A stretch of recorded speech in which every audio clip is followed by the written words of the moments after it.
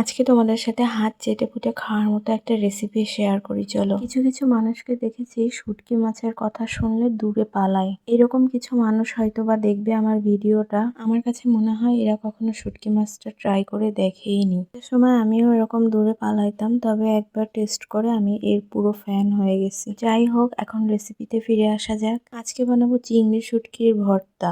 এখানে আমি পরিমাণ মতো পেঁয়াজ রসুন কেটে নিয়েছি, এরপরে কিছুটা শুকনো মরিচ আর কাঁচা মরিচ দিয়ে দিয়েছি। এরপর তেলে ভালো করে এগুলোকে ভেজে নিব। পেঁয়াজ রসুন আর কাঁচা মরিচটা ভালো করে ভাজা হয়ে গেলে এরপর আমি চিংড়ি শুটকিটা দিয়ে দেবো। আসলে চিংড়ি শুটকিটায় তেমন কিছুই নাই, জাস্ট আমার কাছে খোসা মনে হয়, তবুও এর টেস্ট অতুলনীয়। তো যাই হোক, আমার কাছে কিন্তু শুটকি মাছের ঘ্রাণটা ভালোই লাগে।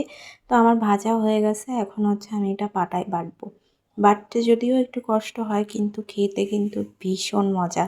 তো যাই হোক, এই যে আমার বাটা হয়ে গেছে, এখন আমি আজকে ফার্স্ট টাইম পাটায় এইভাবে ভাত নিয়ে খাবো। এটার টেস্ট শুধুমাত্র বলে বোঝানোর মতো না, জাস্ট ওয়াও ওয়াও ওয়াও।